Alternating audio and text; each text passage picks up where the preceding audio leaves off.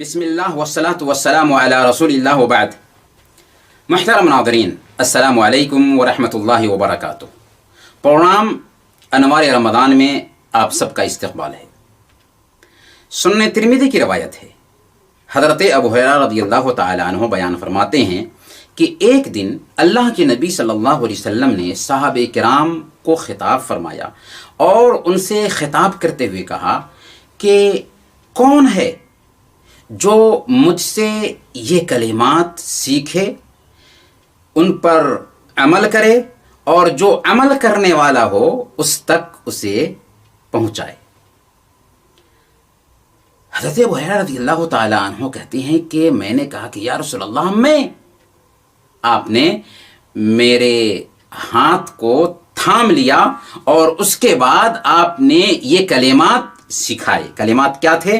آپ نے فرمایا اتق المحارم تکن اعبد الناس.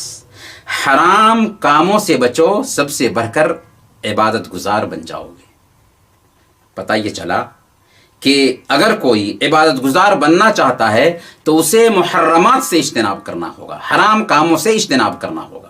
اسی لیے اگر کوئی نماز پڑھتا ہے لیکن سودی کاروبار کر رہا ہے، اگر کوئی نماز پڑھتا ہے اور حرام کمائی ہے اس کے پاس، اگر کوئی نماز پڑھتا ہے رشوت کا کاروبار کرتا ہے، تو سمجھ لیجئے کہ وہ نمازی ہونے کے باوجود عبادت گزار نہیں، عابد نہیں، زاہد نہیں، بلکہ زاہد کے لیے ضروری ہے کہ وہ محرمات سے پرہیز بھی کرتا ہو. دوسری وصیت کی وَرْضَ بِمَا قَسَمَ اللَّهُ لَكَ تَكُنْ أَغْنَى النَّاسِ. اللہ نے جو کچھ بھی تجھے دیا ہے، تیری قسمت میں لکھ دیا ہے، تجھے عطا کیا ہے، اس پر راضی رہو. تم لوگوں میں سب سے بڑھ کر مالدار بن جاؤ گے. مالدار بننے کا اپائے کیا ہے؟ کہ ہم دل کے مالدار بنیں.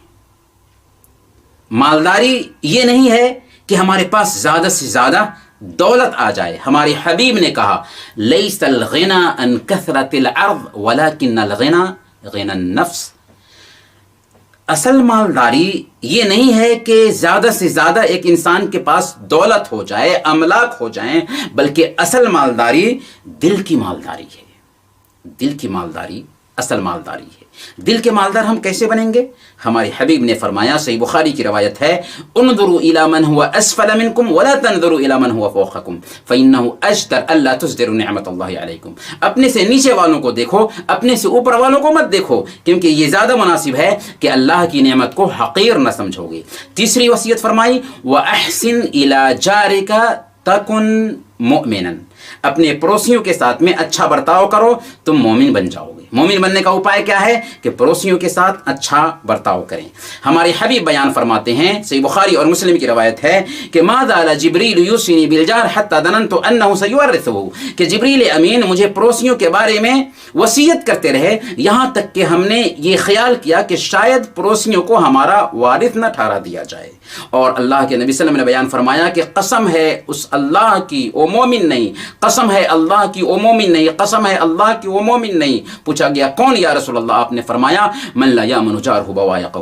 جس کا پڑوسی اس کی شرارت سے محفوظ نہیں رہتا وہ مومن نہیں. آپ نے اگلی وصیت فرمائی کہ وَأَحِبَّ لِلنَّاسِ مَا تُحِبُّ لِنَفْسِكَ تَكُنْ مُسْلِمًا. جو اپنے لیے پسند کرتے ہو وہی دوسروں کے لیے پسند کرو، تم مسلمان بن جاؤ گے. معیار کیا ہے؟